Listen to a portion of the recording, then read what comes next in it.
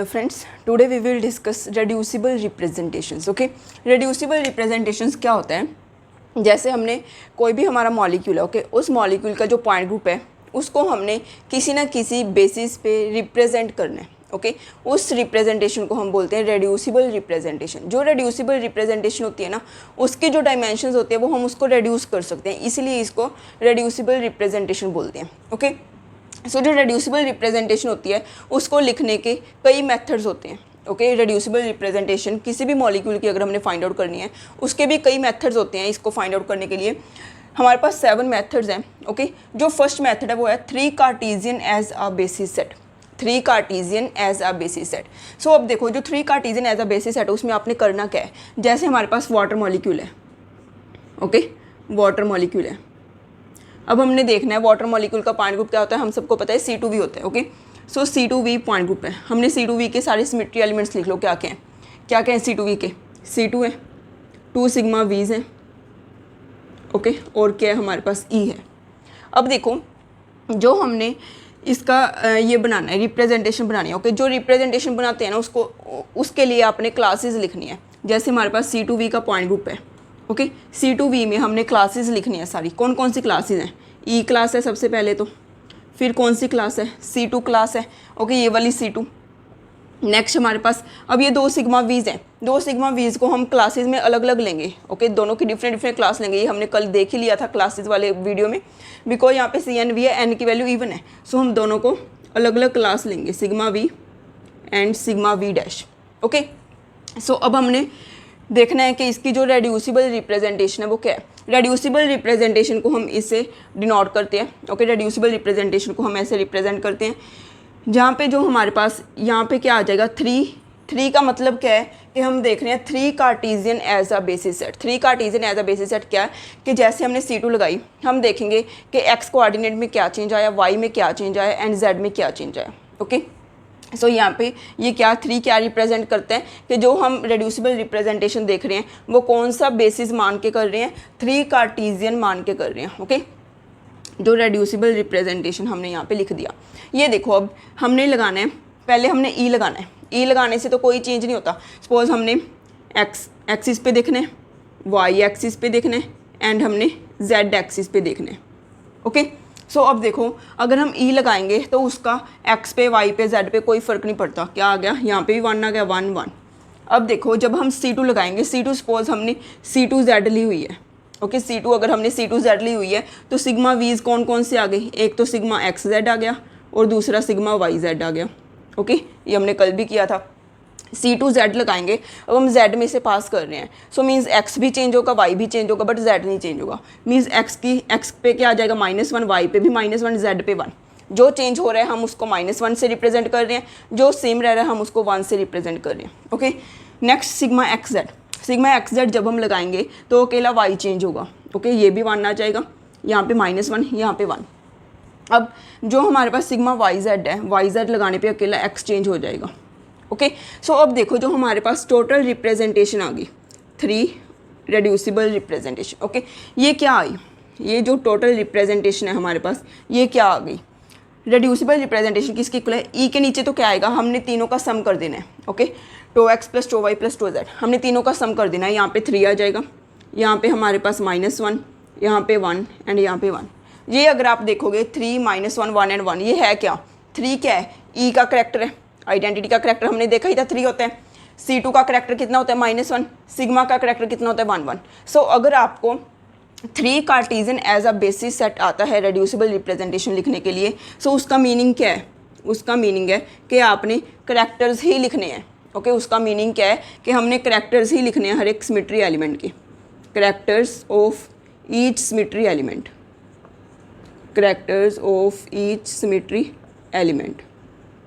सो देखो, अगर आपको आ रहा है C3V का, ओके, C3V पॉइंट ग्रुप है हमारे पास, जैसे अमोनिया का होता है, आपने C3V की क्या लिखनी है, रेड्यूसिबल रिप्रेजेंटेशन लिखनी है. या जो रेड्यूसिबल रिप्रेजेंटेशन होती है ना, वो हर एक मॉलिक्यूल के लिए ऐसा नहीं है कि अगर C2V पॉइंट ग्रुप है तो C2V किसी भी मीन्स मॉलिक्यूल का होगी उसके लिए सेम होगी. नहीं, हर एक मॉलिक्यूल की अलग अलग होती है. ओके, जो हमारे पास रेड्यूसिबल रिप्रेजेंटेशन है वो मॉलिक्यूल टू मॉलिक्यूल डिफर करती है, बेशक हमारे पास पॉइंट ग्रुप सेम हो. ओके, सो अगर हम C3V की बात कर रहे हैं, C3V के सिमेट्री एलिमेंट्स कौन कौन से हैं? C3 है, E है और क्या हमारे पास 3 सिग्मा वीज है। ओके, सो अब देखो हमने C3V का फाइंड आउट करना है रेड्यूसिबल रिप्रेजेंटेशन। सबसे पहले हम E लिखेंगे। ओके, हमारे पास 2 C3s हैं, दोनों को हम सेम ही क्लास में लेंगे, दोनों की दोनों C3s को हमने कल देख लिया था। अगर आपने क्लासेस वाली वीडियो नहीं देखी तो पहले वो देखो। 2 C3 आ गया, 3 सिग्मा वीज को हम सेम ही क्लास में लेंगे।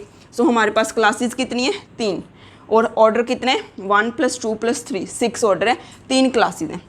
अगर हमने रेड्यूसिबल रिप्रेजेंटेशन देखनी है, okay, 3 Cartesian as a basis set, means हम 3 की जगह पे यहाँ पे XYZ भी लिख सकते हैं। उसका मीनिंग भी क्या है? 3 Cartesian as a basis set. Okay, हमने ये देखना है। सो आप ना सीधा करैक्टर ही लिख दो, वही आ जाएगी। ओके, ऐसे करने की बजाय, क्योंकि आपने पेपर में वो मेथड नहीं देखेंगे आपने कौन सा मेथड लगाया है, आपको सिर्फ रिजल्ट पता होना चाहिए। सो आपने करैक्टर्स ही लिख देने हैं। E का करैक्टर 3, C3 का करैक्टर कितना होता है? C3 का करैक्टर हमने देखा ही था, C2, C3, C4। Okay, C3 का करैक्टर 0 आता था हमारे पास, एंड जो 3 सिग्मा वीज हैं, सिग्मा वी का करैक्टर कितना होता है? 1। आपने सिर्फ और सिर्फ हर एक सिमेट्री एलिमेंट का करैक्टर लिख देना है। ओके, वही क्या होगी? Reducible representation. सिमिलरली अगर आपने C2H का निकालना है, C2H के सिमेट्री एलिमेंट्स लिखो। E हो गया, C2 हो गया, सिग्मा H हो गया, एंड हमारे पास क्या हो गया? S2। ओके, C2H के सिमेट्री एलिमेंट्स ही हो गए। अब हमने इसका देखना है, यहाँ पे E हो जाएगा। ओके, यहाँ पे C2, यहाँ पे सिग्मा H एंड यहाँ पे S2। अब देखो, अब हमने रेड्यूसिबल रिप्रेजेंटेशन देखनी है using 3 Cartesian as a basis set. E का करैक्टर 3, C2 का करैक्टर कितना होता है हमारे पास? -1, सिग्मा H का 1 एंड S2 का कितना होता है? -3। ओके, S2 का कितना होता है? -3। ये क्या होगी हमारे पास? Reducible representation using 3 Cartesian coordinates of C2H। Okay, अब हम नेक्स्ट कर रहे हैं atomic orbital as a basis set. Atomic orbital as a basis set. So आपने ये सारे मेथड्स ध्यान में रखने हैं। पेपर में कोई भी मेथड आ सकता है। ओके, एग्जाम में कोई भी मेथड आ सकता है, आपने उस मेथड से रेड्यूसिबल रिप्रेजेंटेशन निकालनी होगी। अब देखो, atomic orbital as a basis set, अगर हम देखें एग्जाम्पल सिस ब्यूटाडाइन। ओके, हमारे पास है सिस ब्यूटाडाइन है। ओके, सिस ब्यूटाडाइन में कौन सा पॉइंट ग्रुप होता है? C2V पॉइंट ग्रुप है। ओके, एक हमारे पास ये वाली एक्सिस है, ये एक्सिस है। ओके, हम इसको ऐसे रोटेट करेंगे, एक तो ये एक्सिस होगी, एक ये प्लेन हो गया, एक मॉलिक्यूलर प्लेन हो गया। ओके, सो हमारे पास क्या है? C2V पॉइंट ग्रुप है इसका। अब हमने इसकी क्या निकालनी है? Atomic orbitals as a basis set से रेड्यूसिबल रिप्रेजेंटेशन निकालनी है। सो अगर हम ऑर्बिटल्स देखें, अगर हम ऑर्बिटल डायग्राम बनाएं तो वो कैसे बनेगी? हमारे पास ये बन गई सिस ब्यूटाडाइन की। Okay, plus minus plus minus plus minus and plus minus. Okay, suppose ये हमारे पास phi 1 है, ये phi 2 है, ये phi 3 है एंड ये phi 4 है। ओके, सो इसमें आपने करना क्या है? सपोज जो हम ये एक्सिस लगा रहे हैं, ये वाली एक्सिस C2Z है। ओके, सपोज ये वाली एक्सिस C2Z है। सो हमारे पास प्लेन कौन से हो जाएंगे? आप C2Z, चलो C2 ही ले लो, कुछ भी ले लो आप। ओके, सो अब देखो हमने करना क्या है, जब हम इस पे C2 लगाएंगे, मीन्स हम C2 लगा रहे हैं phi 1, phi 2, phi 3, phi 4। जब हम इस पे C2 लगाएंगे हमें मिलेगा क्या? जैसे हम इस पे C2 लगा रहे हैं तो मिलेगा क्या हमें? हमारे पास ये चीज़ है, जब अगर हम C2 लगाएंगे तो ये ऐसे हो जाएगी, मीन्स phi 1 इधर आ जाएगा, phi 1 एंड phi 4 एक्सचेंज हो जाएंगे, phi 2 एंड phi 3 एक्सचेंज हो जाएंगे। बट एक और चीज़ देखो, जैसे हमारे पास phi 1 एंड phi 4 इंटरचेंज होंगे, ओके, एक्सचेंज होंगे, जो हमारे पास पॉजिटिव साइन है, ओके, जो पॉजिटिव ऊपर है ये नेगेटिव नीचे। इसका मीनिंग क्या है कि ये बोर्ड की फ्रंट साइड पे तो हमारे पास नेगेटिव है और बोर्ड की बैक साइड पे पॉजिटिव है। ओके, मीन्स जैसे ये मेरा हाथ है, इस वाले हाथ पे तो मेरे नेगेटिव साइंस हैं और ये जो है इधर वाली साइड पॉजिटिव साइंस हैं। ओके, सो जैसे ही मैं C2 लगाऊंगी, नेगेटिव पीछे चला जाएगा, पॉजिटिव आगे चला जाएगा। ओके, जैसे हमने C2 लगाई, नेगेटिव पीछे चला गया, पॉजिटिव आगे आ गया। ओके, सो ये ऑर्बिटल्स कैसे होती हैं? नेगेटिव साइन हमारे पास जो बोर्ड है, बोर्ड के आगे है, पॉजिटिव साइन बोर्ड के पीछे है। ओके, सो अगर हम C2 लगा रहे हैं तो चेंजेस क्या आएंगे? अगर हम C2 लगा रहे हैं तो क्या चेंजेस आ जाएंगे हमारे पास? देखो, जो हमारे पास phi 1 है वो तो phi 4 बन गया, ये phi 1 बन गया, ये phi 3 बन गया, ये phi 2 बन गया। और क्या चेंजेस आए कि जो नेगेटिव साइन हमारे पास बोर्ड के आगे था वो बोर्ड के पीछे चला गया, negative negative negative negative, positive positive positive positive. Means कहने का मतलब क्या है कि जो 5 1 था यहाँ पे, ये जो 5 1 था वो क्या बन गया, -5 4 बन गया। ओके, क्योंकि ये क्या है, बिल्कुल नेगेटिव है इसके। ओके, 5 4 तो बन गया बट माइनस का 5 4 बने। ओके, क्योंकि अब नेगेटिव पीछे चला गया, पॉजिटिव आगे आ गया। अब देखो हम इसको क्या लिख सकते हैं, जो 5 1 था वो -5 4 बन गया, 5 2 -5 3 बन गया, 5 3 -5 2 बन गया एंड 5 4 -5 1 बन गया। ओके, सो अब देखो अब हम इसको कैसे लिख सकते हैं in the form of matrix. In the form of matrix हम कैसे लिख सकते हैं, ये तो हमारे पास C2 है। अब हम इसको मैट्रिक्स में कैसे लिख सकते हैं, 5 1 को हमने यहाँ पे क्या है, 5 1 को -5 4 बनाना है। सो मीन्स हम क्या करेंगे, 0 0 0 -1। ओके, 0 0 -1 0 0 -1 0 0। अब देखो जो 5 2 था वो 5 3 माइनस का 5 3 बन गया, सो -5 3 आ गया, -5 2। अब देखो -5 1 बनाने हमने, -1 यहाँ पे आ जाएगा। अब आप मल्टीप्लाई करके देखो इसको, 5 1 5 2 5 3 एंड 5 4। अब आप इसको इसके मल्टीप्लाई करके देखो, आपके पास क्या आ जाएगा, 0 × 5 1 + 0 × 5 2 + 0 × 5 3 -1 × 5 4। ये क्या आ जाएगा हमारे पास, -5 4। ओके, सिमिलरली ये क्या आ जाएगा, -5 3 -5 2 -5 1। ओके, ये हमारे पास क्या बन गया, 4 × 4 का मैट्रिक्स बन गया। अब जो हमने रेड्यूसिबल रिप्रेजेंटेशन देखनी है, जैसे अगर हम रेड्यूसिबल रिप्रेजेंटेशन देखें C2V की, हमने यहाँ पे क्लासेस लिख ली, C2 हो गई, ई लिख लो पहले, ई हो गया, C2 हो गई, और क्या हो गया हमारे पास, सिग्मा V हो गया एंड सिग्मा V डैश हो गया। ओके, अगर हम ई लगाएंगे, अगर हम पहले हमने C2 लगा ली, फिर बाद में ही लगाते हैं। अब हमने क्या है, C2 लगाई है, इसके जो डायगोनल एलिमेंट्स का सम है ना, इसके जो डायगोनल एलिमेंट मीन्स अगर हम करैक्टर निकालें, ओके, अगर हम इसका करैक्टर निकालें तो करैक्टर किसके इक्वल आ रहा है, 0 के इक्वल। तो यहाँ पे आपने reducible representation using atomic orbital as a basis set. Okay, यहाँ पे क्या लिख दिया मैंने, AO, atomic orbital as a basis set. So यहाँ पे आपने क्या लिखना है, करैक्टर लिखना है जो भी आपका मीन्स ऑपरेशन लगाने के बाद आया है। ओके, वैसे तो C2 का करैक्टर कितना होता है, -1, बट अगर हम यहाँ पे करैक्टर, यहाँ पे C2 लगाएं, ओके, और atomic orbital as a basis set में अगर हम C2 लगाते हैं और बाद में हमारे पास 4 × 4 का मैट्रिक्स बन जाता है, उसका अगर हम करैक्टर देखें तो उसका करैक्टर कितना आ रहा है, 0। सो हमने यहाँ पे क्या लिख दिया, 0। अगर हम ई लगा रहे हैं, अगर हम ई लगाएं तो उस पर कोई चेंज नहीं आएगा, मीन्स हमारे पास 5 1 5 2 5 3 5 4 किसके इक्वल आ जाएगा, ई 5 1 5 2 5 3 5 4, ये किसके इक्वल आ जाएगा, 5 1 5 2 5 3 5 4। ओके, सो ये कैसे बन सकता है, 1 0 0 0 0 1 0 0 0 0 1 0 0 0 0 1। ओके, सो इसके डायगोनल एलिमेंट्स का सम फ्रॉम लेफ्ट टू राइट वो कितना है, 4। यहाँ पे क्या आ जाएगा, 4। ओके, अब अगर हम सिग्मा V लगा रहे हैं, आप सपोज कर लो कि जो 2 सिग्मा V's हैं, एक सिग्मा V ये है, दूसरा सिग्मा V डैश हमारा मॉलिक्यूलर प्लेन है, जो सिग्मा V डैश है उसको हम मॉलिक्यूलर प्लेन ले रहे हैं। ओके, मॉलिक्यूलर प्लेन, ये आपको पेपर में भी मेंशन होगा कि कौन सा आपने मॉलिक्यूलर प्लेन लेना है। ओके, सो अगर हम पहले सिग्मा V लगाते हैं, यस, अगर हम पहले सिग्मा V लगाएं, सिग्मा V का मीनिंग क्या है, अगर हम सिग्मा V लगा रहे हैं, सिग्मा V लगाएंगे हम 5 1 5 2 5 3 5 4। ओके, सो हमारे पास ये स्ट्रक्चर थी, ऊपर पॉजिटिव था पहले, नीचे वाली साइड नेगेटिव था। ओके, हमने इस पे सिग्मा V लगाया, सिग्मा V लगाने से होगा क्या, हम ये सिग्मा V लगा रहे हैं। ओके, जो 5 1 था वो 5 4 एंड 5 3 5 2 एंड 5 3 एक्सचेंज होंगे, 5 1 एंड 5 2 एक्सचेंज होंगे, बट वो पॉजिटिव में ही रहेंगे। जो हमारी पॉजिटिव वाली लोब है वो पीछे ही रहेगी, नेगेटिव वाली लोब आगे ही रहेगी। ओके, इस लोब्स पे कोई फर्क नहीं पड़ेगा। मीन्स पहले तो हम C2 लगा रहे थे तो जो पॉजिटिव वाला पार्ट था वो आगे आ गया था, नेगेटिव वाला पीछे चला गया था, बट अब तो हम ऐसे प्लेन ही पास कर रहे हैं।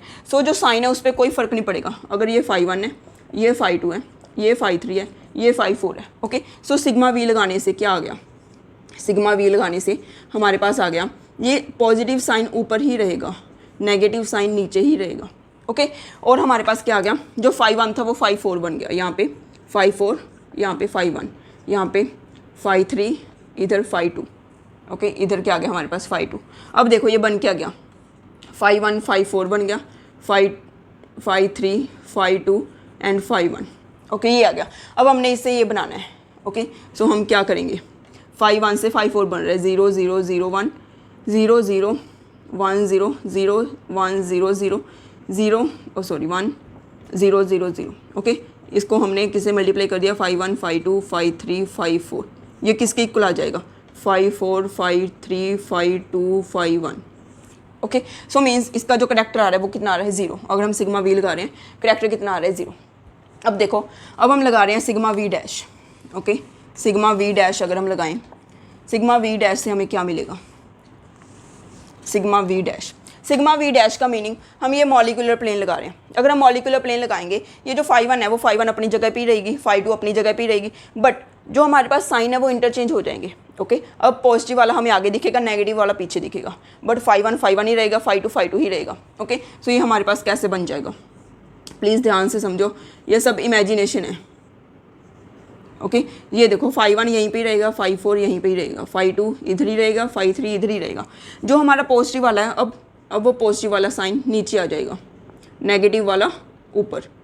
ओके, सो अब देखो हमने ये बनाना है, हमारे पास क्या आ गया, -5 1 -5 2 -5 3 -5 4।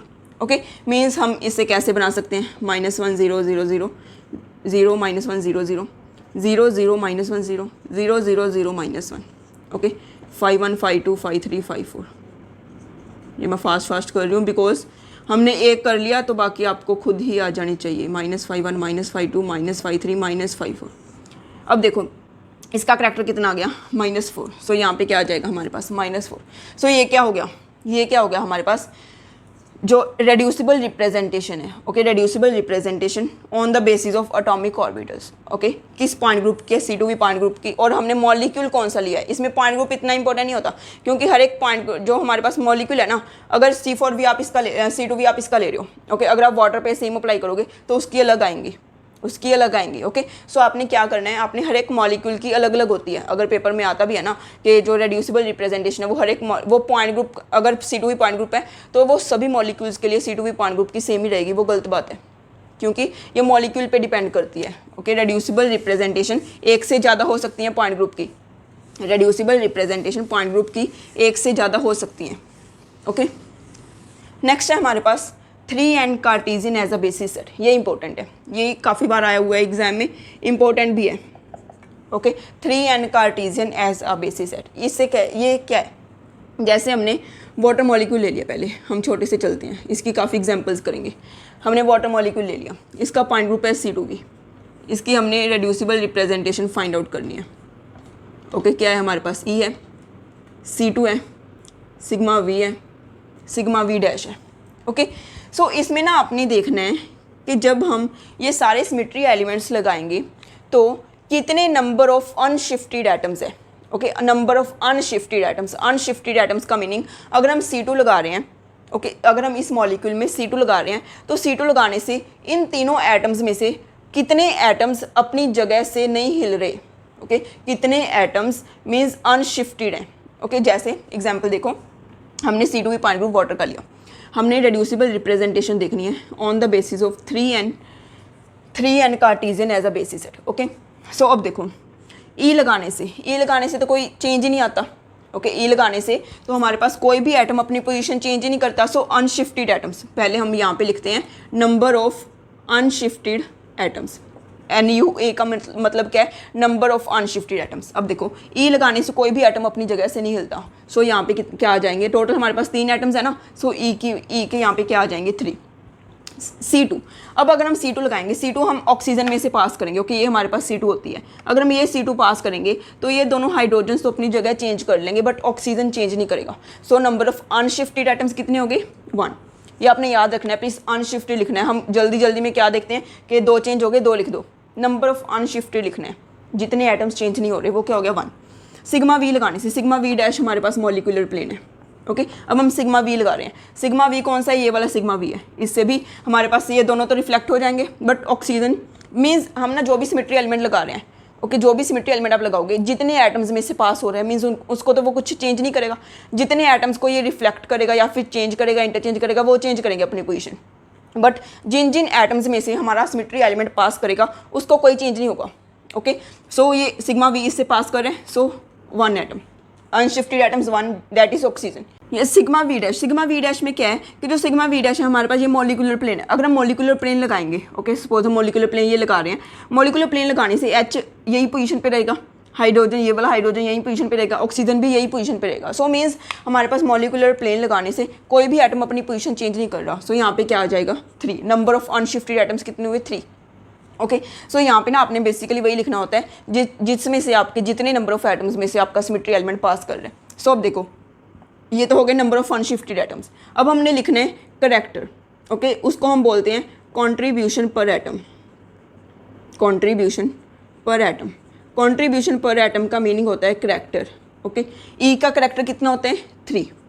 ओके, C2 का करैक्टर कितना होता है -1, सिग्मा का करैक्टर 1, सिग्मा का करैक्टर 1। अब जो आपके पास रेड्यूसिबल रिप्रेजेंटेशन आएगी according to 3n Cartesian system, वो क्या आएगी 3n कार्टेशियन सिस्टम की जो आपके पास रेड्यूसिबल रिप्रेजेंटेशन आएगी वो कैसे आएगी, इन दोनों को आपने मल्टीप्लाई कर देना है। ओके, इन दोनों को आपने मल्टीप्लाई करना है। 3 × 3 9, 3 × 3 9, 1 × -1 -1, 1 × 1 1, 3 × 1 3। ओके, ये देखो काफ़ी इंपॉर्टेंट है, ये ना आपको आता ही आता है एग्जाम में, ये काफ़ी इंपॉर्टेंट है रेड्यूसिबल रिप्रेजेंटेशन। ये आपको ना आगे जब हम इरेड्यूसिबल रिप्रेजेंटेशन करेंगे या फिर इन दोनों में रिलेशन करेंगे तब भी ये चीज़ काम में आएगी। ओके, सो बड़ा समझ के चलो। हमने रेड्यूसिबल रिप्रेजेंटेशन निकाले, उसके लिए आपको पहले निकालने पड़ेंगे नंबर ऑफ अनशिफ्टेड एटम्स, वो आप आराम से निकाल सकते हो, सबसे ईजी है निकालने। फिर आपने लिखना है हर एक एलिमेंट का करैक्टर, फिर उन दोनों को मल्टीप्लाई कर देने, वो आपके पास रेड्यूसिबल रिप्रेजेंटेशन आ जाएगी। ओके, फॉर एग्जांपल हम नेक्स्ट कर रहे हैं C3V की बात कर रहे हैं। C3V में क्या होता है हमारे पास अमोनिया, अमोनिया का पॉइंट ग्रुप है C3V। ओके, अगर हम C3V देखें, आप पहले अमोनिया की स्ट्रक्चर देख लो, ये होती है हमारे पास। अगर हम C3V का देखें, C3V में 3 क्लासेस होती हैं, E होता है, 2 C3s होती हैं, 3 सिग्मा Vs होते हैं। ओके, सो पहले नंबर ऑफ अनशिफ्टेड एटम्स, जब E लगाओगे ना, E को तो E के तो नहीं, यहाँ पे जितने भी टोटल नंबर ऑफ एटम्स होते हैं वो सारे लिख दो। कितने एटम्स है टोटल 4 आ जाएगा, क्योंकि E का तो कोई चेंज नहीं है, सारे एटम्स अपनी पोजीशन पे रहेंगे। मीन्स अनशिफ्टेड एटम्स कितने हो गए 4। 2C3, हम अब C3 लगाते हैं। C3 किस में से पास करती है, नाइट्रोजन में से पास करती है, अकेली नाइट्रोजन में से पास करती होती है ना C3। सो मीन्स एक जो हमारा नाइट्रोजन है सिर्फ वही पोजीशन ही चेंज करेगा, तीनों के तीनों हाइड्रोजन पोजीशन चेंज करेंगे। 3 सिग्मा V, जब हम सिग्मा V लगाते हैं तो किस किस में से पास करते हैं, एक नाइट्रोजन में और एक हाइड्रोजन में। ओके, जब हम सिग्मा V लगाते हैं तो एक नाइट्रोजन एंड एक हाइड्रोजन में से पास करते हैं प्लेन। सो यहाँ पे क्या आ जाएगा 2, नंबर ऑफ अनशिफ्टेड एटम्स 2 रह जाएंगे ना। अब कंट्रीब्यूशन पर एटम, कंट्रीब्यूशन पर एटम CPA, कंट्रीब्यूशन पर एटम E का 3, 2C3, 2C3 में C3 की क्या होती है, C3 का करैक्टर क्या होता है हमारे पास 0। ओके, C2 सिग्मा V का करैक्टर कितना होता है 1। सो यहाँ पे हमारे पास जो रेड्यूसिबल रिप्रेजेंटेशन है वो कितनी आ गई 12 0 2। Okay, 12 0 2 reducible representation of ammonia, ammonia की रेड्यूसिबल रिप्रेजेंटेशन आ गई हमारे पास 12 0 2। ओके, यहाँ पे आपने करैक्टर्स लिखना है, करैक्टर्स मैंने आपको बता ही दिए थे। सो करैक्टर्स एक बार मैं दोबारा देख लो आप, -3 से हमने 3 तक जाना होता है। ओके, -3 -2 -1 0 1 2 3। यहाँ से क्या हम स्टार्ट करते हैं S2 S3 S4 C2 C3 C4। यहाँ पे E होते हैं, यहाँ पे हमारे पास क्या होता है I होता है, सॉरी यहाँ पे I होता है, यहाँ पे E होता है एंड सिग्मा का 1 होता है। ये आपने याद रखना है। वैसे अगर हम करैक्टर की बात करें तो जो हमारे पास SN का करैक्टर होता है, ओके, SN का जो करैक्टर होता है वो होता है 2 cos थीटा -1। ओके, एंड हमारे पास करैक्टर CN का होता है 2 cos थीटा +1। ओके, जो CN का करैक्टर है वो होता है 2 cos थीटा +1, SN का करैक्टर 2 cos थीटा -1। अगर आपके पास N की वैल्यू ज़्यादा है तो हमें पता नहीं होता, हमें S4 तक ही पता है। यहाँ से आप S4 तक निकाल सकते हो, C4 तक निकाल सकते हो। अगर आपके पास S6 आ गया या S8 आ गया तो उस वो आप यहाँ से निकाल सकते हो। ओके, हमने N की वैल्यू कितनी पुट करनी है, यहाँ पे S6 आ जाएगा। S6 के कोरस 6 का मीनिंग क्या है कि जो थीटा है वो कितना है 60 डिग्री। ओके, हमारे पास N क्या होती है 360 डिवाइड बाई थीटा, थीटा क्या हो गया 360 डिवाइडेड बाई N। सो ये होता है हमारे पास करैक्टर्स। ओके, ये हो गया अमोनिया का। अब अगर हम देखें BF3 का D3H, ओके, BF3 का D3H पॉइंट ग्रुप होता है। D3H के पहले हम सिमेट्री एलिमेंट्स देख रहे हैं कौन कौन से हैं। E है, और क्या होता है हमारे पास C3 होती है, और क्या होता है 3 C2s परपेंडिकुलर होती हैं। ओके, D3H में 3 C2s परपेंडिकुलर होगी, सिग्मा H हो गया, 3 सिग्मा Vs हो गई, 3 सिग्मा Vs हो गए। और क्या होता है हमारे पास S, जो D3H होता है, ओके, उसमें N ओड है तो उसमें हम क्या ऐड करते हैं S3 ऐड करते हैं। ओके, ये ना मैंने पहले करवा रखा है। अब देखो D3H E क्लास होगी, C3 C3 1 C3 2 दोनों को हम एक ही क्लास में रखेंगे 2C3 3C2 इसको सेम ही क्लास में रखेंगे क्योंकि n की वैल्यू ऑड है, सिग्मा h की एक क्लास बन जाएगी। 3 सिग्मा v इसको सेम ही क्लास में रखेंगे, n ऑड है। S3 2S3 इसकी एक क्लास बन जाएगी। ओके अब देखो नंबर ऑफ अनशिफ्टेड एटम्स, अब हमने BF3 का देखना है, BF3। ओके अब देखो नंबर ऑफ अनशिफ्टेड एटम, जब हम E लगाते हैं कितने एटम्स है 4, तो यहाँ पे तो 4 ही आ जाएगा। 2C3 जब हम C3 लगाएंगे, C3 कैसे लगाते हैं हम, बोरोन में से पास होती हुई। ओके परपेंडिकुलर C3 होती है ये वाली, सो एक ही एटम में से पास कर रही है, नंबर ऑफ अनशिफ्टेड एटम्स 1 आ जाएगा। 3C2 कौन सी होती हैं, बोरोन एंड फ्लोरीन में से पास करती हुई। ओके ये 3 हमारे पास क्या हैं, C2s है। सो ये बोरोन एंड फ्लोरीन में से पास करिए, मीन्स 2 अनशिफ्टेड एटम्स रह जाएंगे। सिग्मा H कौन सा होता है, ये वाला। नंबर ऑफ अनशिफ्टेड एटम्स कौन, ये चारों के चारों अनशिफ्टेड ही रह जाएंगे, सिग्मा H 4 आ गया। 3 सिग्मा वीज कौन से होते हैं, ये वाला प्लेन एंड ये वाला plane. Okay so mean sigma v's के लिए 2 अनशिफ्टेड एटम्स हो गए जिनमें से पास कर रहे हैं। S3 अब देखो आपने देखना है S3 का मीनिंग क्या है, S3 का मीनिंग क्या है, C3 into sigma H। Okay C3 into sigma H। C3 में कितने अनशिफ्टेड है 1, और सिग्मा H में कितने अनशिफ्टेड है 4। ओके देखो C3 में कितने हैं हमारे पास, C3 की अगर हम बात करें अकेला बोरोन अनशिफ्टेड है, और अगर हम सिग्मा H की बात करें, बोरोन F1 F2 F3 ये चारों के चारों अनशिफ्टेड हैं। सो आपने S3 का क्या लेना है, S3 में आपने मिनिमम मीन्स इन दोनों में कॉमन क्या है, वही अनशिफ्टेड रह जाएगा ना। अब हमने C3 भी लगानी है, सिग्मा H भी लगाना है। ओके पहले हम C3 लगाएंगे तो बोरोन अनशिफ्टेड रह गया, अगर हमने सिग्मा H लगाई, बोरोन तो फिर भी अनशिफ्टेड है, बट ये अनशिफ्टेड रह जाएंगे, बट जब हम C3 लगा रहे हैं तो अकेला बोरोन अनशिफ्टेड है। सो मीन्स अगर हम दोनों लगाएंगे तो अकेला बोरोन अनशिफ्टेड रह जाएगा। ओके अगर हम दोनों लगा रहे हैं तो अकेला बोरोन अनशिफ्टेड रह जाएगा, मीन्स S3 की यहाँ पे क्या आ जाएगा 1। ओके हमने दोनों कंबाइंड लगानी है, पहले हमने C3 लगाई, अकेला बोरोन अनशिफ्टेड रह गया, बाकी सभी चेंज हो गए। अगर हम सिग्मा H लगा रहे हैं, वो बाकी सभी चेंज है, वो तो पहले से ही चेंज है, बोरोन फिर भी अनशिफ्टेड ही है, मीन्स दोनों लगाने के बाद अकेला बोरोन ही रह गया जो अनशिफ्टेड है। सो यहाँ पे क्या आ जाएगा 1। अगर आपको S की कोई भी आती है ना, फॉर एग्जांपल आपको S5 आ गया, S5 का मीनिंग क्या है, C5 इंटू सिग्मा H, तो आपने पहले C5 में देखना है कितने नंबर ऑफ अनशिफ्टेड एटम है, फिर सिग्मा H में देखना है, दोनों का जो भी मिनिमम हुआ। ओके दोनों में जो भी मिनिमम हुआ वो आपने वैल्यू ले लेनी है। जैसे यहाँ पे C3 था, सिग्मा H था, C3 की वैल्यू 1 थी, सिग्मा H की वैल्यू 4 थी, तो हमने मिनिमम दोनों में से कम कौन सा है 1, सो हमने 1 ले लिया। Okay number of unshifted atoms था ये। नेक्स्ट हमारे पास आ गया कंट्रीब्यूशन पर एटम। E की कितनी होती है 3, C3 की 0, C2 की -1, सिग्मा H की 1, सिग्मा V की 1, S3 की S3 की कितनी होती है हमारे पास -2। ओके सो हमारे पास जो रेड्यूसिबल रिप्रेजेंटेशन है वो क्या आ गई 12 0 -2 4 2 -2। ओके सो ये काफ़ी इंपॉर्टेंट है, आपने रेड्यूसिबल रिप्रेजेंटेशन निकालना ये सबसे ईजी मेथड है और ये सबसे इंपॉर्टेंट मेथड है। आपने सिर्फ और सिर्फ कोई भी ऑपरेशन लगा रहे हो, नंबर ऑफ अनशिफ्टेड एटम्स देखो। ओके अब हम नेक्स्ट केस कर रहे हैं टेट्राहेड्रल का। ओके टेट्राहेड्रल CH4 का केस कर रहे हैं। सबसे पहले तो हम टेट्राहेड्रल के सिमेट्री एलिमेंट्स देख रहे हैं कौन कौन से होते हैं। E होते हैं, ओके 4C3 होते हैं, 3C2s होती हैं, और क्या होता है 6 सिग्मा D होते हैं। ओके और क्या होता है हमारे पास S4 होती है। Okay S4। अब देखो S4 भी कितनी होती हैं 3। ओके सो अब देखो अगर हमने क्लासेस देखनी है, क्लासेस निकालें अगर हम, सो यहाँ पे क्या आ जाएगा टेट्राहेड्रल क्लासेस देखें, E की एक अलग क्लास बन जाएगी।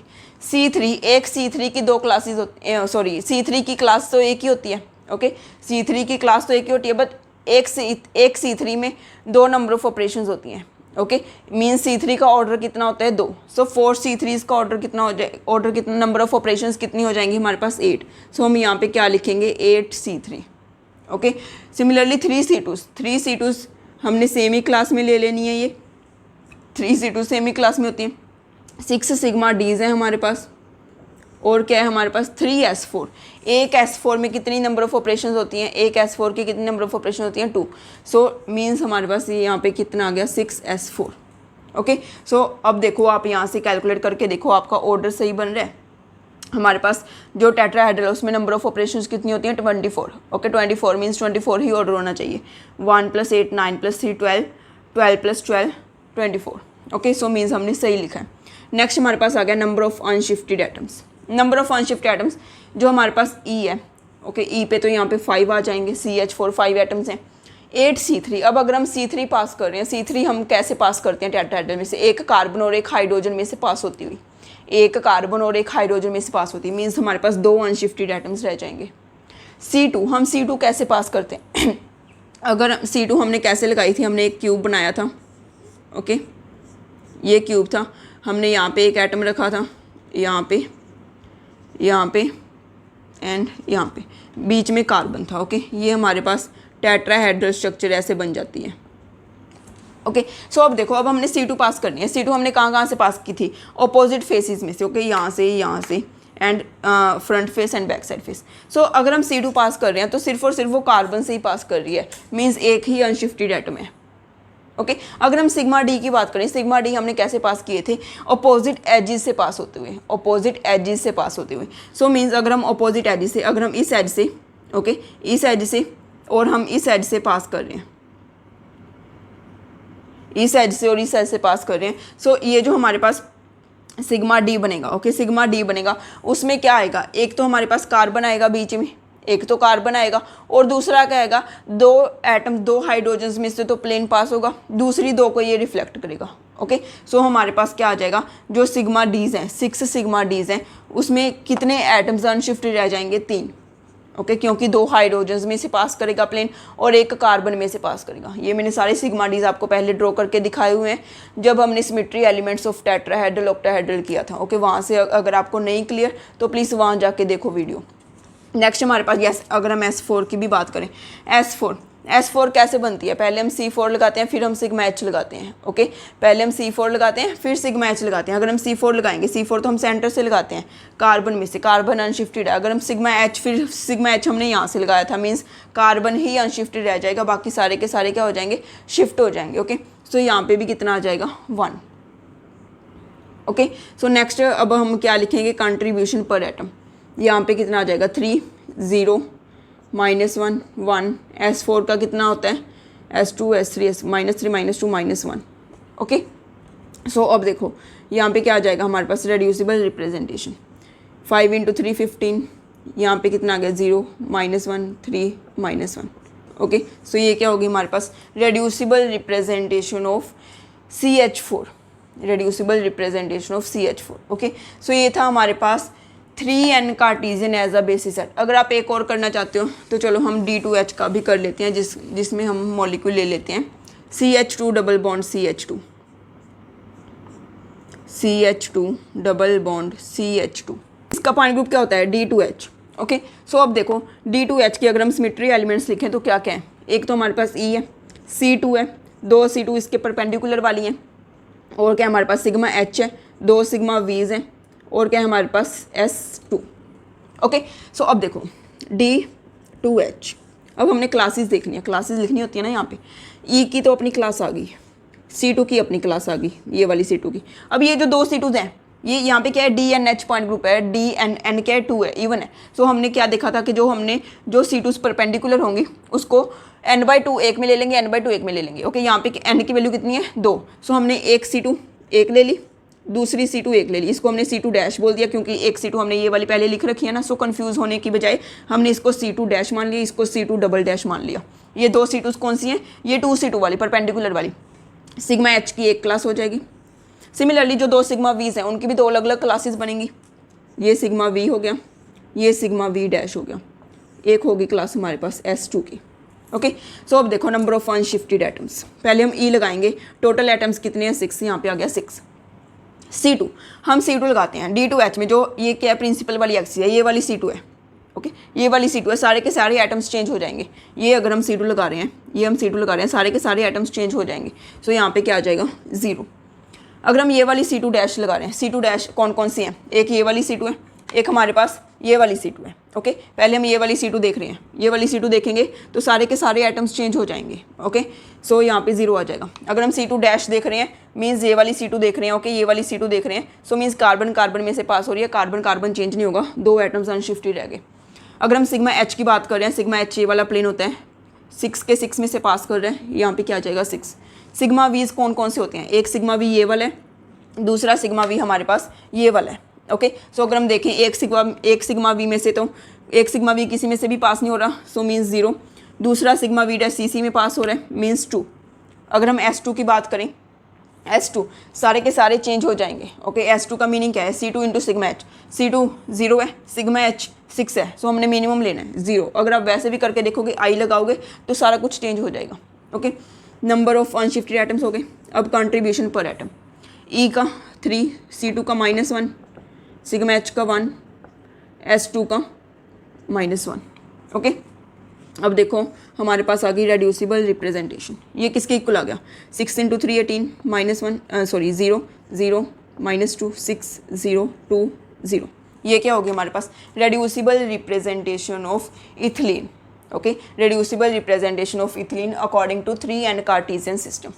ये था हमारे पास 3n कार्टेशियन सिस्टम। अब हम नेक्स्ट देख रहे हैं bond angle as a basis set. Okay sorry, bond vector, पहले हम बॉन्ड वेक्टर देख रहे हैं। Okay, bond vector as a basis set, जो हमारे पास लास्ट में ई का, चलो अब बताती हूँ मैं।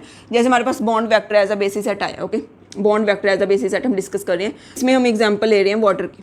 वाटर में देखो, अब हमने देखना है bond vector as a basis set. Bond vector as a basis set में क्या होता है कि पहले तो हम क्या देख रहे थे, नंबर ऑफ अनशिफ्टेड एटम्स। अब हमने देखना है number of unshifted bonds. Okay, number of unshifted bonds. So जैसे हमने वाटर का मॉलिक्यूल ड्रॉ किया, इसका पॉइंट ग्रुप होता है C2V, E C2 sigma we dash वाला मॉलिक्यूलर प्लेन है। ओके, सो हम देखेंगे इसमें number of unshifted vectors, number of unshifted bonds लिख लो आप, number of unshifted bonds. Okay, number of unshifted bonds कितने हो गए, नंबर ऑफ अनशिफ्टेड बॉन्ड्स अगर हम ई लगाएं कोई भी चेंज नहीं आएगा। पहले तो बॉन्ड्स देखो कितने, 2 बॉन्ड्स हैं, तो यहाँ पे 2 आ जाएगा, कोई भी बॉन्ड चेंज नहीं हुआ। अगर हम C2 लगाएंगे, ये वाला बॉन्ड इधर आ जाएगा, ये वाला बॉन्ड इधर आ जाएगा, दोनों के दोनों बॉन्ड्स चेंज हो गए। सो यहाँ पे क्या आ जाएगा, C2 की जगह पे 0। सिग्मा वी लगाएंगे, अगर हम ये वाला सिग्मा वी लगा रहे हैं, दोनों बॉन्ड्स चेंज हो रहे हैं, सो मीन्स यहाँ पे भी क्या आ जाएगा 0। सिग्मा वी डैश मीनिंग क्या है, sigma we dash means molecular plane. Okay, molecular plane लगाएंगे, ये बॉन्ड यहीं पे रहेगा, ये बॉन्ड यहीं पे रहेगा, मीन्स यहाँ पे क्या आ जाएगा 2। ओके, सो यही क्या होती है, नंबर ऑफ अनशिफ्टेड बॉन्ड्स ही क्या होती है इसकी reducible representation. Okay, number of unshifted bonds ही रेड्यूसिबल रिप्रेजेंटेशन होती है। और हम अगर कंट्रीब्यूशन पर एटम लिखना भी चाहते हैं ना, कंट्रीब्यूशन पर एटम बॉन्ड्स के केस में हर एक की 1 होती है, हर एक की 1 होती है। सो अगर आप अब निकालोगे रेड्यूसिबल रिप्रेजेंटेशन, वो भी ऑब्वियसली सेम ही आ जाएगी। सो 1 करने की जरूरत ही नहीं है। जितने भी नंबर ऑफ अनशिफ्टेड बॉन्ड्स आए, वही क्या होती है, reducible representation. Okay, for example हम अमोनिया की बात कर रहे हैं, C3V पॉइंट ग्रुप है, जितनी मर्जी एग्जांपल्स करी जाओ आप। ओके, C3V पॉइंट ग्रुप है, E है, C3 है, 3 सिग्मा वीज है। इसमें देखो क्या है, नंबर ऑफ अनशिफ्टेड बॉन्ड्स हमने ये किया। ई में कितने बॉन्ड, 3 बॉन्ड्स हैं, यहाँ पे 3 आ जाएगा। C3 लगाएंगे, अगर हम C3 लगाएंगे, तीनों के तीनों बॉन्ड्स चेंज हो जाएंगे, यहाँ पे 0 आ जाएगा। 3 सिग्मा वीज लगाएंगे, एक बॉन्ड चेंज नहीं होगा जिसमें से पास करेगा, यहाँ पे 1 आ जाएगा। सो यही क्या होगी इसकी रेड्यूसिबल रिप्रेजेंटेशन। ओके, सो ये होता है हमारे पास bond vector as a basis set. Next हमारे पास आता है bond angle as a basis set. Bond angle as a basis set, yes, अगर हम bond angle as a basis set कर रहे हैं, सपोज हम बात कर रहे हैं टेट्राहेड्रल की। ओके, हम एक ही मॉलिक्यूल करेंगे इसमें, क्योंकि सेम ही बात है, आप कुछ मर्जी जितना मर्जी कर लो, ये तो प्रैक्टिस है। ओके, सो मैं यहाँ पे आपको 1-1 2-2 मॉलिक्यूल्स का करवा रही हूँ, बाकी प्रैक्टिस आप खुद से करो, जितनी मर्जी प्रैक्टिस करो उतना ही अच्छा है। CH4 का टेट्राहेड्रल है, इसमें क्या कुछ होता है हमारे पास, इसमें हमने अब देखना है एंगल्स देखने हैं। ओके, सो टेट्राहेड्रल है, CH4 का मॉलिक्यूल लिया हुआ है, यहाँ पे E आ जाएगा, यहाँ पे 4 C3s आ जाएंगी, यहाँ पे हमारे पास 3 C2s होती हैं ना, क्या होता है 3 C2s होती हैं, और क्या होता है हमारे पास 3 C2 6 सिग्मा D, एंड हमारे पास क्या होता है 3S4। ओके, 3S4 की ऑपरेशंस कितनी होती हैं 2, सो हम यहाँ पे क्या लिख लेंगे 6S4। अब देखो, अब हमने देखना है नंबर ऑफ अनशिफ्टेड एंगल्स, देखने हैं। जैसे हमने पहले E लगाया, E लगाने पे कोई भी एंगल चेंज नहीं होगा। एंगल पहले तो देखो एंगल है कितने, सपोज ये H1 है, ये H2 है, ये H3 है, ये H4 है। ओके, एंगल्स देखो पहले तो कितने हैं, 1 का 4 के साथ एंगल है, 1 का 2 के साथ है, 1 का 3 के साथ है, 2 का 1 के साथ तो एंगल हो गया, 2 का 3 के साथ भी है, 2 का 4 के साथ भी है, 3 का देखो 3 का 1 के साथ हो गया, 3 का 2 के साथ हो गया, 3 का 4 के साथ भी है, 4 का 1 के साथ हो गया, 4 का 2 के साथ, 4 का 3 के साथ। ये 6 एंगल्स होते हैं। ओके, ये 6 एंगल्स होते हैं हमारे पास CH4 में। अब अगर हम E पास कर रहे हैं तो हमारे पास कोई भी एंगल चेंज नहीं हो रहा, तो यहाँ पे 6 आ गया। 4 C3, अगर हम C3 पास करेंगे, अगर हम C3 पास करेंगे तो सारे के सारे एंगल्स चेंज होंगे। अगर आप ये C3 पास करोगे, कार्बन और हाइड्रोजन में से पास करती हूँ, तो सारे के सारे एंगल्स ऑब्वियसली चेंज ही होंगे ना। अगर आप C3 पास करोगे, H1 का H4 के साथ भी चेंज होगा, H1 का H3 के साथ भी चेंज होगा, H1 का H2 के साथ भी चेंज होगा। सो यहाँ पे क्या आ जाएगा 0। अगर आप C2 पास कर रहे हो, जैसे हम क्यूब देखें, C2 पास करने के लिए प्लीज़ क्यूब की हेल्प ले लिया करो, क्योंकि सबसे आसान तरीका यही है, क्यूब की हेल्प लेना ही सबसे आसान तरीका है। अब देखो, ये सपोज हमारे पास H1 है, ये H2 है, ये H3 है, ये H4 है। अब देखो हमने क्या किया, यहाँ पे कार्बन है। ओके, सो अब देखो हम C2 पास कर रहे हैं ऊपर से। ओके, ऊपर वाला फेस एंड नीचे वाला फेस में से पास करती हूँ, ये C2 पास कर रहे हैं, H1 एंड H2। ओके, ये हमने C2 पास की हुई है। अगर हम C2 पास कर रहे हैं मीन्स H1 H2 बन जाएगा, H3 H4 बन जाएगा। ओके, अगर हम C2 पास कर रहे हैं, अगर हम C2 पास करेंगे मीन्स ऐसे हम C2 पास कर रहे हैं। ओके, सो अब देखो H1 H2 की जगह पे आ जाएगा, H3 H4 की जगह पे आ जाएगा। ओके, सो इसमें क्या होगा कि जो H1 का H2 के साथ एंगल है वो नहीं चेंज होगा, क्योंकि 1 और 2 में एंगल तो यही रहेगा। H3 का H4 के साथ ये वाला एंगल, ये भी सेम ही रहेगा। 2 एंगल्स सेम रहेंगे, बाकी सारे एंगल्स चेंज हो जाएंगे। ओके, सो हमारे पास क्या है, यहाँ पे 2 अनशिफ्टेड एंगल्स हो गए। जो H1 का H2 के साथ एंगल है वो चेंज नहीं होगा, H3 का H4 के साथ एंगल है वो चेंज नहीं होगा, बाकी सारे एंगल्स चेंज हो जाएंगे। अब अगर हम सिग्मा डी की बात करें, सिग्मा डी क्या है, हमारे पास प्लेन है। ओके, सिग्मा डी क्या है, प्लेन है, अपोजिट एजेस में से पास करता हुआ। मीन्स ये क्या है, सपोज हम ये प्लेन बना रहे हैं। ओके, हमने ये वाला प्लेन बना लिया। ये वाला प्लेन क्या कर रहा है, ये वाला प्लेन H1 और H4 में से पास कर रहे हैं, H2 एंड H3 को रिफ्लेक्ट कर रहे हैं। ओके, सो इसमें देखो कितने एंगल्स चेंज नहीं होंगे, H1 और H4 को तो कुछ नहीं होगा, सिर्फ और सिर्फ H2 एंड H3 चेंज हो रहे हैं। मीन्स H3 यहाँ पे आ जाएगा, H2 यहाँ पे आ जाएगा, H3 यहाँ पे आ जाएगा और H2 यहाँ पे आ जाएगा। ओके, सो एक तो जो H2 एंड H3 का बॉन्ड है वो चेंज नहीं होगा। ओके, जो H2 एंड H3 का बॉन्ड है वो चेंज नहीं होगा। देखो 1 का 2 के साथ चेंज हो जाएगा, 1 का 2 के साथ चेंज हो जाएगा, 1 का 3 के साथ चेंज होगा, 1 का 3 के साथ चेंज हो जाएगा। ओके, 2 का 3 के साथ चेंज होगा, 2 का 3 के साथ चेंज हो जाएगा, 2 का 3 के साथ चेंज नहीं होगा, 2 का 3 के साथ चेंज होगा, क्योंकि ये दोनों तो सेम ही है ना। 2 यहाँ पे आ जाएगा, 3 यहाँ पे आ जाएगा। सो इसमें तो इसके जो एंगल है उस पर तो कोई फर्क नहीं पड़ेगा, एंगल सेम ही रहेगा। 2 का 4 के साथ, 2 का 4 के साथ चेंज हो जाएगा, क्योंकि 2 यहाँ पे आ जाएगा। 3 का 4 के साथ, 3 का 4 के साथ ये भी चेंज हो जाएगा। 1 का 4 के साथ, 1 का 4 के साथ, इस पर तो कोई फ़र्क नहीं पड़ेगा। इनमें तो जो 1 एंड 4 है वो तो सेम पोजीशन पे ही है, एक ये एंगल, इस पर कोई फ़र्क नहीं पड़ेगा। सो हमारे पास नंबर ऑफ अनशिफ्टेड एटम्स कितने हो गए, 2। ओके, अगर हम S4 देखें, S4 किस में से पास कर रही है, S4 से भी सारे एंगल चेंज हो जाएंगे, क्योंकि S4 अगर हम ऐसे पास करेंगे, ओके, पहले हम C4 लगाएंगे, फिर हम सिग्मा H लगाएंगे, उससे भी सारे एंगल्स चेंज हो जाएंगे। सो यहाँ पे भी क्या आ जाएगा, 0। ओके, सो इसमें भी क्या है, हमने नंबर ऑफ अनशिफ्टेड एंगल्स ही देखने होते हैं, वही आपकी क्या होती है, रेड्यूसिबल रिप्रेजेंटेशन। जो आपने कंट्रीब्यूशन पर एटम देखनी होती है वो सिर्फ और सिर्फ 3n कार्टेशियन सिस्टम में ही देखना होता है। ओके, 3n कार्टेशियन सिस्टम में ही आपने कंट्रीब्यूशन पर एटम से मीन्स कैरेक्टर से मल्टीप्लाई करना होता है। नेक्स्ट अब हम देख रहे हैं बॉन्ड एंगल हो गया, arrow as a basis set, arrow as a basis set. Arrow as a basis set में भी आपने कुछ नहीं करना होता, ये तो बिल्कुल ही मीन्स ना बेकार से है, इसमें ये पेपर में भी नहीं आते, बट हमें तो करने हैं अगर आ गए तो।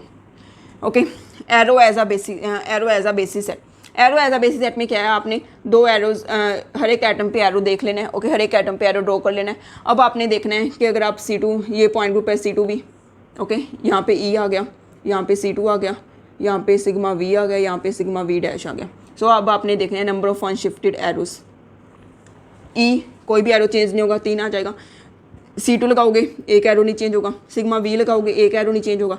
सिग्मा V डैश लगाओगे, तीनों के तीनों एरोज नहीं चेंज होंगे। सो ये क्या हो गया हमारे पास, arrow as a basis set. देखो कितने आसान है। आपने सिर्फ और सिर्फ एक ही चीज़, आपको ना सिर्फ ऑपरेशंस लगानी आनी चाहिए। मेन ग्रुप थ्योरी में क्या है, ऑपरेशंस लगानी आनी चाहिए। नेक्स्ट है हमारे पास hybrid orbital as a basis set. Hybrid orbitals में क्या होता है, जैसे हम अमोनिया की बात करें, अमोनिया में देखो क्या होता है हमारे पास, इसकी हाइब्रिडाइजेशन sp3 होती है, 3 sp3 हाइब्रिडाइज ऑर्बिटल्स होती हैं। ओके, वो हमने ये बना ली।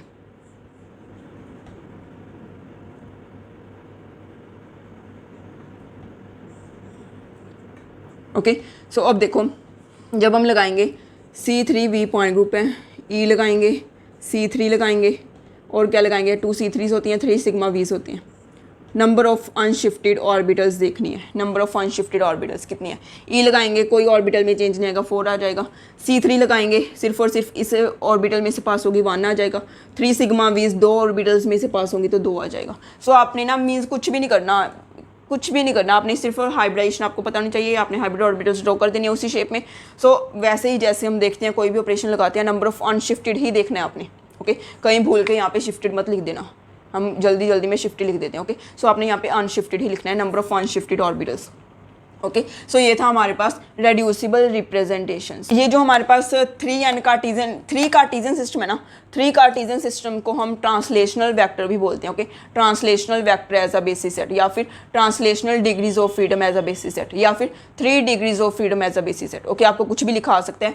3 Cartesian as a basis set को 3 degrees of freedom as a basis set भी बोलते हैं। Okay, translational vector as a basis set भी बोलते हैं। ये जो हमारे पास 3n Cartesian as a basis set है, इसको हम 3n degrees of freedom as a basis set भी बोलते हैं। Okay, 3n degrees of freedom as a basis set भी बोलते हैं। अब हम कर रहे हैं जो भी हमने किया है उसके previous year questions. Okay, yes friends, ये हमारे पास क्वेश्चंस हैं। फर्स्ट क्वेश्चन देखो, इसमें आपको दिया हुआ है, if the displacement vectors of all the atoms in cis butadiene are taken as the basis vectors, okay, the characters of reducible representation of E C2 sigma v and sigma we dash. Okay, आपने reducible basically करना क्या है, reducible representation निकालनी है सिस butadiene की। Okay, इन्होंने क्या बोला है, displacement vectors of all the atoms, means हमने क्या निकालना है, 3n बेसिस वाला set. Okay, 3n Cartesian as a basis set. So इसमें देखो आप 3n Cartesian as a basis set, ये हमारे पास क्या है।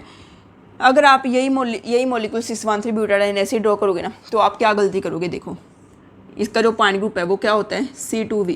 ओके, सो E है, C2 है, हमारे पास क्या है, सिग्मा V है एंड सिग्मा V डैश है।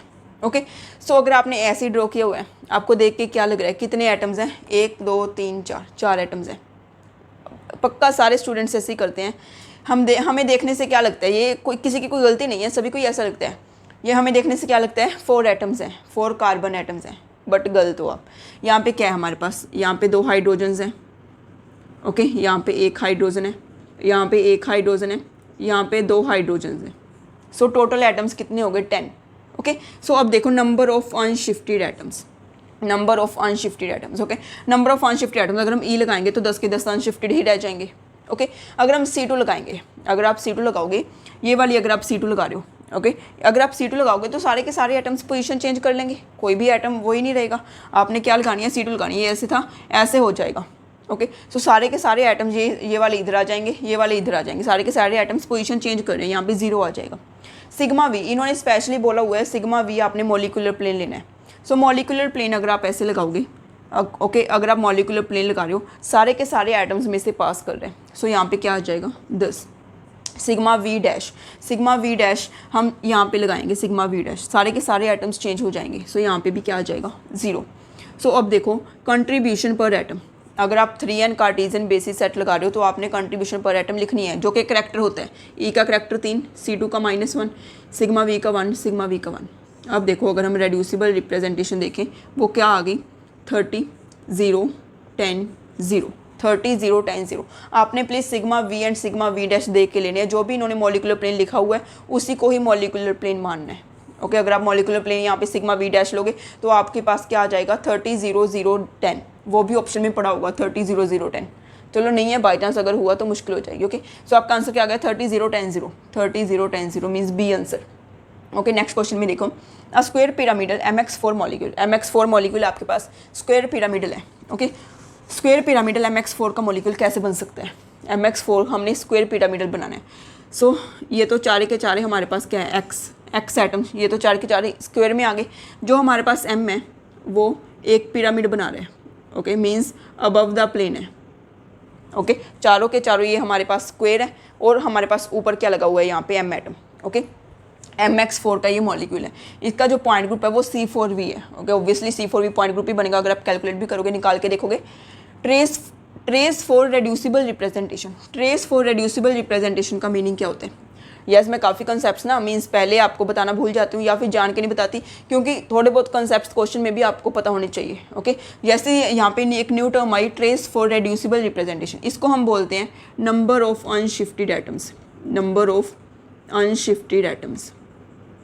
Okay, number of unshifted items. जो ट्रेस होता है, ट्रेस फॉर रेड्यूसिबल रिप्रेजेंटेशन का मीनिंग क्या होता है, हमने नंबर ऑफ अनशिफ्टेड आइटम्स बताने हैं। ओके, सो अब देखो, अगर हम लिखें यहाँ पे C4V, इसकी क्लासेस लिख रहे हैं, इन्होंने दी हुई है, E है, 2C4 है, C2 है, और क्या है, 2 सिग्मा वीज है, एंड 2 सिग्मा वीज अलग टाइप का। मीन C4V में होता क्या है, E होता है, C4 होती है। C4 की भी 2 क्लासेस होती हैं, हमने कल देखा ही था।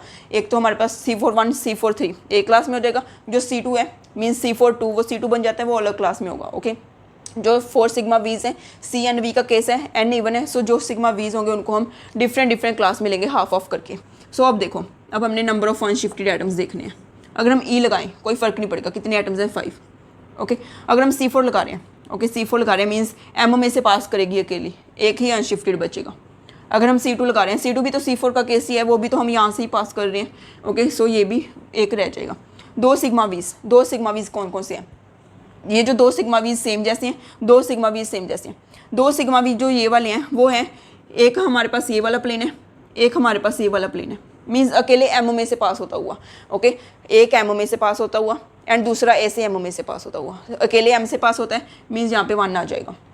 ये जो 2 सिग्मा वी ये वाले हैं, ये कौन से हैं, डायगनल वाले, क्योंकि स्क्वायर है हम डायगनल प्लेन लगा सकते हैं, ऐसे वाला मीन्स एक M में से पास होगा, 2 ये वाले आइटम्स में से पास होगा, 3 आइटम्स में से पास होगा। ओके, सो यहाँ पे हमारे पास नंबर ऑफ अनशिफ्टेड आइटम्स कितने आ गए, 5,113, 5,113। ओके, ये बड़े देख के करना है, जो भी इन्होंने सीक्वेंस में लिखा हुआ है ना, उसी सीक्वेंस में आपने लिखने हैं। ऐसा नहीं है कि आप पहले C2 लिख लो फिर C4 लिख लो। ओके, वो क्या होगा, यहाँ पे तो चलो दोनों सेम आ रहे हैं 1-1, अगर डिफरेंट आते हुए तो आपको ये प्रॉब्लम आ जाएगी ऑप्शंस में। ओके, जो भी सीक्वेंस इन्होंने दिया होगा उसी सीक्वेंस में आपने क्लासेस लिखनी है। नेक्स्ट देखो, आपको ये दिया हुआ है सिमेट्री ऑपरेशंस, आपने number of classes and order बताना है।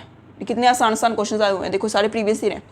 Number of classes and order बताना है। नंबर ऑफ क्लासेस कितनी होंगी, ये सारी नंबर ऑफ क्लासेस हैं, 1 2 3 4 5 6 क्या है क्लासेस। ऑर्डर क्या होता है, जो कोएफिशिएंट्स होते हैं उनका सम, 1 2 3, 3 + 2 5 + 1 6 + 3 9 + 3 12, 6 and 12।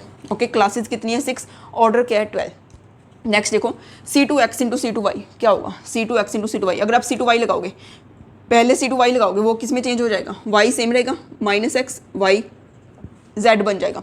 फिर आपने C2x लगानी है, फिर अगर हम C2x लगाएंगे मीन्स x सेम रहेगी, हमारे पास C2y लगाई है ना, तो -x y एंड -z आ जाएगा, अकेला y सेम रहेगा।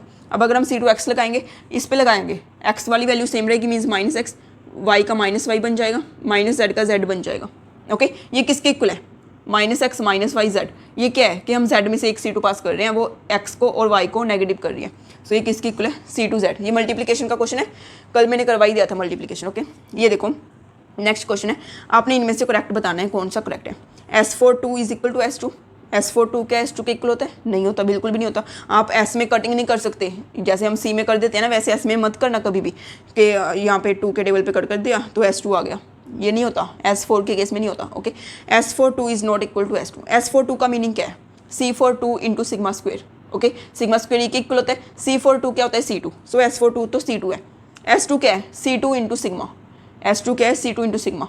सो इसका आंसर तो C2 आ रहा है, इसका आंसर C2 × सिग्मा आ रहा है, मीन्स दोनों ऑपरेशन सेम नहीं है।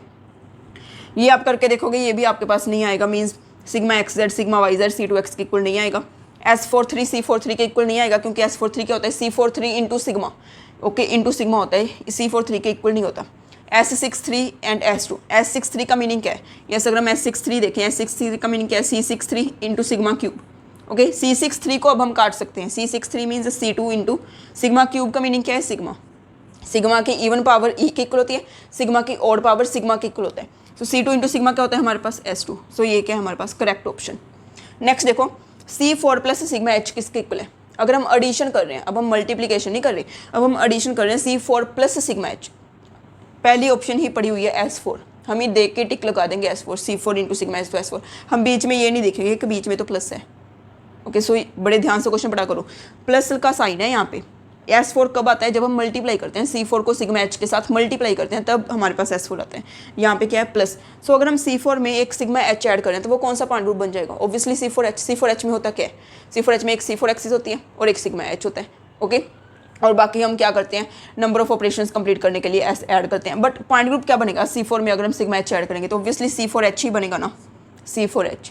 ओके, सो C4 प्लस सिग्मा H को कभी भी S4 मत करना, वो मल्टीप्लिकेशन होता है। ओके, सो आज हमने सारे के सारे रेड्यूसिबल रिप्रेजेंटेशन के मेथड्स देखे। ओके, 7 मेथड्स काफ़ी इंपॉर्टेंट हैं, पेपर में आता ही आता है। सो ये टॉपिक तो कभी मत छोड़ना। ओके, सो अगर आपको ये वीडियो पसंद आया तो प्लीज़ लाइक कीजिए एंड मैक्सिमम शेयर कीजिए। Thank you.